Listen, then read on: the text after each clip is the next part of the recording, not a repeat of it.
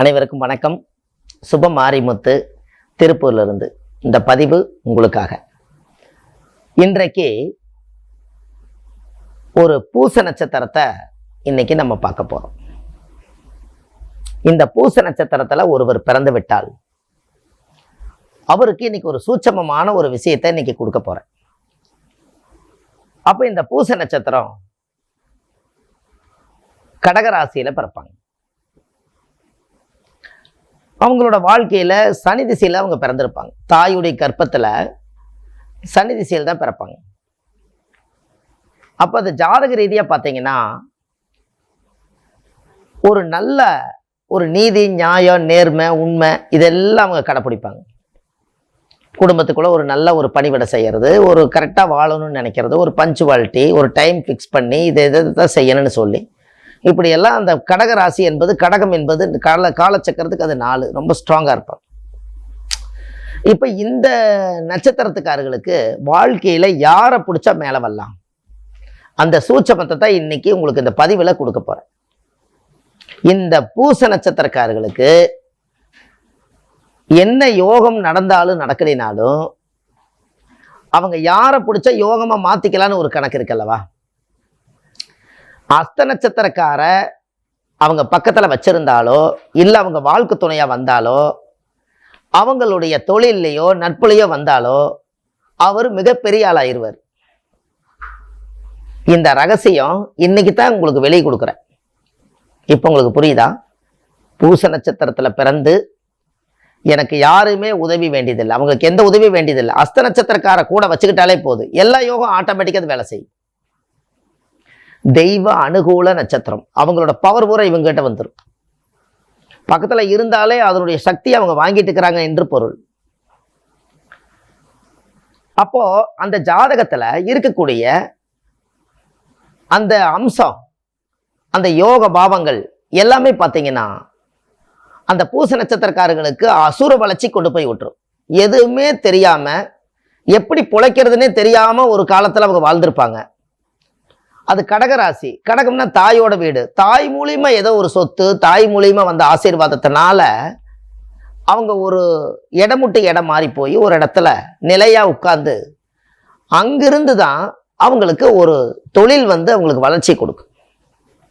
அப்ப இந்த அஸ்த நட்சத்திரக்கார அவங்க கூட வச்சிருந்தாலோ அஸ்த நட்சத்திரத்துல பிறந்திருக்கிறவங்களுடைய அனுகிரகம் அனைத்துமே இவங்க எல்லா விஷயத்தையும் எடுத்துருவாங்க. எப்படி ஒரு ரகசியம் பாருங்க. அதுக்கப்புறம் பாருங்க, சாதாரண நிலையில இருக்கிற மாதிரி தான் இருக்கும். அவங்களுக்கு யாரோ ஒருத்தர் மூலியில ஒரு கூட்டா ஆட்கள் சேர்ந்துருவாங்க. அவங்க மூலியத்துல இவங்க உள்ள போய் ஏதாவது ஒரு வளர்ச்சி தேடிடுவாங்க. அதன் மூலியமா இவர் பலன் அடைஞ்சு 1 by 1 அப்படியே போய் ஒரு நிலையான ஒரு சொத்தை உருவாக்கிடுவார். இதுதான் பூசத்துடைய மகிமை. ஆனா அஸ்த நட்சத்திரம் கிடைக்கணுமே. ஒரு நாள் அவங்க வீட்டுக்கு வந்துட்டு போயிட்டாலே அன்னைக்கு நல்லா இருக்குன்னா எல்லா நாளும் பக்கத்துல இருந்து அவங்க எப்படி இருப்பாரு. ஆனா அவங்கள போய் கேட்டீங்கன்னா என்ன சொல்லுவாங்க? என்னுடைய கஷ்டப்பட்டு உழைச்சு நான் வாழ்க்கையில முன்னுக்கு வந்தம்பாங்க. தனி மனிதன் தனி மரம் தோப்பாகாது. ஒரு பவர் இருந்தா தான் அது வேலை செய்யும். அந்த பவர் தான் அஸ்தம். அப்ப இதெல்லாம் ஒரு ரகசியம் அல்லவா. அப்ப இப்ப நீங்க இந்த விஷயத்தை கண்டுபிடிச்சிட்டீங்க, நீங்களே தெரிஞ்சுக்கிட்டீங்க. இனி அஸ்த நட்சத்திரக்கார பூச நட்சத்திரக்கார விடுவீங்களா? கண்டிப்பா அவங்கள சும்மாவாவது சம்பளம் கொடுத்து நீங்க தொழில் பண்ணுங்க, இல்லை நீங்க வந்துட்டு போங்க, ஒரு டீ சாப்பிட்றக்காவது நம்ம இடத்துக்கு வந்துட்டு போங்க, சும்மா ஒரு எங்கூட காலையில பேசுங்க அப்படின்னு சொல்லுவீங்கல்ல. ஏன்னா அதிர்ஷ்டத்தை விடுவீங்களான்னு. அது அதிர்ஷ்ட நட்சத்திரம் அஸ்த நட்சத்திரமே. அது பூச நட்சத்திரத்துக்கு மட்டும்தான் அது பொருந்தும், மற்றவங்களுக்கு யாருக்கும் பொருந்தாது. இந்த பதிவில் இந்த நட்சத்திரத்தோட இந்த நட்சத்திரம் கனெக்டிட் ஆகுதுனாலே இது பூர்வ ஜென்ம பந்தம். இது நம்ம இன்னைக்கு போய் பொண்ணு பார்த்து கல்யாணம் பண்ணி வாழ்க்கை அமைச்சு நான் வளர்ந்தேங்கிறதெல்லாம் இல்லை.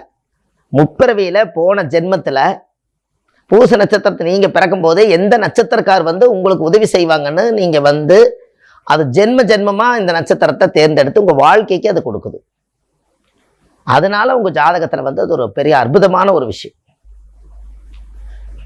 இப்படியெல்லாம் உங்களுடைய வாழ்க்கையில ஒரு நல்ல ஒரு மாற்றங்கள் ஏற்படுத்தலவா. தெய்வ அனுகூல நட்சத்திரம் அல்ல. எந்த இடத்துல போனாலும் எந்த முகம் போனாலும் தங்க முகம்னு பேர் வாங்கிட்டு வந்துடும். அப்போ அதனுடைய பழக்க வழக்கங்கள், பூச நட்சத்திரக்காருடைய பேச்சுவார்த்தைகள், அவங்க திறமை, அவங்க கொண்டு வந்த விதி, பூர்வ ஜென்ம கர்மம், இதெல்லாம் வச்சு வாழ்க்கையில எப்படியோ பொழைச்சிக்கும். அவ்வளவுதான். குழந்தைகள் எல்லாம் பிறக்கும், அவங்களுக்கெல்லாம் கடமைகளை செய்யும், பேரம்பேத்திகளுக்கெல்லாம் கடமைகளை செஞ்சு வைக்கும். எல்லாத்துக்கும் இந்த அஸ்தம் ஒண்ணு இருந்தா தான்.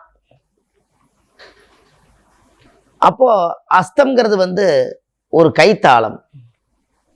அஸ்தம்னா இந்த ஜார்லா, ஜிஞ்சா. அப்போ அஸ்த நட்சத்திரக்காரருடைய சிம்பிள் எது? அந்த கைத்தாளம், அந்த ஜால்ரா அடிக்கிறது. அப்போ பூச நட்சத்திரக்காரர் ஒன்று வாங்கி காலையில் ஒரு 3 முறை ஓம் ஓம் ஓம் இப்படி 3 முறை அடித்தாலே அஸ்த வேலை செய்யும். அப்போ இதை கண்டிப்பாக இனி நீங்கள் செய்வீங்க இல்லையா?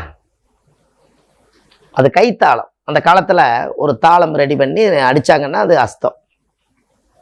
அஸ்தம்னா உடுக்க, கையிலேயே வச்சுட்டு உடுக்கை அடிக்கிறாங்கல்ல, அது கைத்தாளம் தானே. இந்த மாதிரி எல்லாம் ஒரு அற்புதமான நட்சத்திரம்.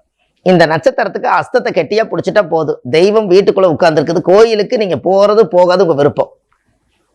அது ஆட்டோமேட்டிக்கா அது வேலை செய்யும். அப்ப எப்படியெல்லாம் அந்த பூர்வ ஜென்மத்துல ஊழ்வினை கர்மாவில் இயற்கையா நம்மளுக்கு அந்த அமைப்பு இருக்குன்னு பாருங்க. அப்ப இந்த தேடல் கண்டிப்பா வேணும். எத்தனை மக்களுக்கு இந்த நட்சத்திரங்கள் தெரியாம இருந்திருக்கும். 27 நட்சத்திரக்காரும் டெய்லி ஒரு கடையில பாத்தீங்கன்னா அத்தனை பேர் வந்து போறாங்க. அதுல அஸ்தமும் வந்து போயிருக்கும். அதனால அந்த கடை ஓடும். ஒரு தொழில் நிறுவனம் ஓடுதுன்னா ஒரு நாளைக்கு 50 பேர் 100 பேர் ஒரு இடத்துக்கு வந்துட்டு போறாங்கன்னா ஏன் அந்த தொழில் ரன் ஆகிட்டே இருக்குதுன்னா அவருக்கு சாதகமான நட்சத்திரக்காரும் அந்த பாதம் பட்டுட்டு போயிருப்பாங்க. அது அவருக்கே தெரியாது. ஆனா அவரை கேட்டா, நான் காலையில எந்திரிச்சு விளக்கு போட்டனுங்க, மாலை போட்டேன், பூஜை பண்ணினேன், நான் இந்த துண்ணூரெல்லாம் பூசினேன், குங்குமத்தை வச்சேன், எலுமிச்சம்பழத்தை அறுத்து வச்சேன், இதனால இன்னைக்கு தொழில் கூட்டம் வந்துச்சும்பாங்க. இது அவங்க செய்யக்கூடிய ஒரு நம்பிக்கையின் பேர்ல ஒரு தெய்வத்தினுடைய நம்பிக்கையை அவங்க எடுத்து கடமையை செஞ்சு பலன் எதிர்பார்க்காதேன்னு கடமை செய்யறது. ஆனால் இவங்க ஜாதகத்துல அந்த நட்சத்திரக்காரும் வந்துட்டு போனா அவர் யாருன்னே தெரியாது. அவர் நம்ம கடைக்கு வந்துட்டு போயிருப்பாரு. அந்த பாதம் பட்டா போதும் அன்னைக்கு வேலை செய். ஒரு நாள் வியாபாரம் டல்லா இருக்குதுங்க. ஒரு நாள் வியாபாரம் போனவன் இந்த நேரத்துக்கு நல்லா இருந்தது, நல்லா ஒரு 5 ரூபாய் எச்சா ஓடிச்சு, இன்னும் கொஞ்சம் கம்மியா இருக்குதுங்களேண்ணா, அப்ப அந்த நட்சத்திரக்காரர் வந்திருக்க மாட்டாங்க. அந்த தெய்வ அனுகூலம் கிடைக்க ரொம்ப சிறப்பு. ஒரு சாதாரண ஒரு பேக்கரி வச்சுக்கிறாரு, பூச நட்சத்திரக்காரர் வைங்க. அஸ்த நட்சத்திரக்கார கல்லாப்பேட்டியிலையோ ஒரு டீல மாஸ்டராவோ இருந்துட்டாங்கன்னு வைங்க, தெய்வமே இங்க உட்காந்துருச்சா, பூச நட்சத்திரக்காருக்கு ஆட்டோமேட்டிக்கா வேலை செய்யும். அப்ப அவருக்கு இயக்குறீங்க இல்லையா, அதுதான் பாயிண்ட். இப்படியெல்லாம் ஒரு ஜாதகத்துல அந்த பூர்வ ஜென்மத்தினுடைய கர்மா ஒரு நட்சத்திரக்காரரோட இன்னொரு நட்சத்திரம் கணிட்டிட்டானால் உடல் ரீதியா மன ரீதியா அவங்களுடைய வாழ்க்கையில எல்லாத்தையும் ஜெயிச்சு போய்கிட்டே இருப்பாங்க. இதெல்லாம் பூச நட்சத்திரக்காரர்களுக்கு இந்த ஒரு பதிவை நான் உங்களுக்கு கொடுக்குறேன். ஆன்லைன்லயே நம்ம ஜாதகம் பார்க்குறோம். உங்க பிறந்த தேதி நேரம் டைம் மட்டும் கொடுத்தீங்கன்னா போதும், எல்லாமே கம்ப்ளீட்டா வந்துடும். அதனால இந்த பூச நட்சத்திரக்கார அஸ்த நட்சத்திரக்கார கூட வச்சிருந்தால் தெய்வ அனுகூலம் கிடைக்கும். அவங்க வாழ்க்கையில படிப்படியா முன்னுக்கு வந்துருவாங்க. அந்த ஜாதகத்தில் இருக்கிற தோஷத்தை பூரா அவங்க தான் உறிஞ்சி எடுத்து தூக்கி வெளியே போடுவாங்க. அவங்களுடைய கர்மாவெல்லாம் அவங்க தான் உடைக்க முடியும். இவங்க செய்த பாவத்தையெல்லாம் அவங்க தான் தீர்க்க முடியும். இது எல்லாமே அந்த ரகசியம் அதுக்குள்ளதான் இருக்கு. இதெல்லாம் ஒரு தேட கிடைக்காத ஒரு ரகசியம். பத்திரமா வச்சுக்கோங்க. இந்த நட்சத்திரக்கார பகைச்சிக்காதீங்க. அவங்கள பகைச்சிட்டீங்கன்னா அன்னைக்கு மனநல சரி இருக்காது, அடுத்த நாள் தான் ரெடி ஆகும் அந்த அளவுக்கு. ஏன்னா தெய்வத்தை திட்டினீங்கன்னு என்ன ஆகு?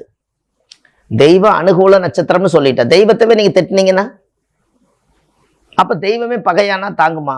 அதனால கொஞ்சம் அவங்களுக்கு தேவையானதை வாங்கி கொடுத்து, உணவு சாப்பாடு எல்லாம் வாங்கி கொடுத்து உங்க வாழ்க்கையில ஒரு பெரிய மாற்றத்தை ஏற்படுத்தி கொடுங்க. உங்க வாழ்க்கை இன்னும் சிறப்பா இருக்கு என்று சொல்லி அடுத்த பதிவில் உங்களை சந்திக்கிறேன். சுப மாரிமுத்து. நன்றி, வணக்கம்.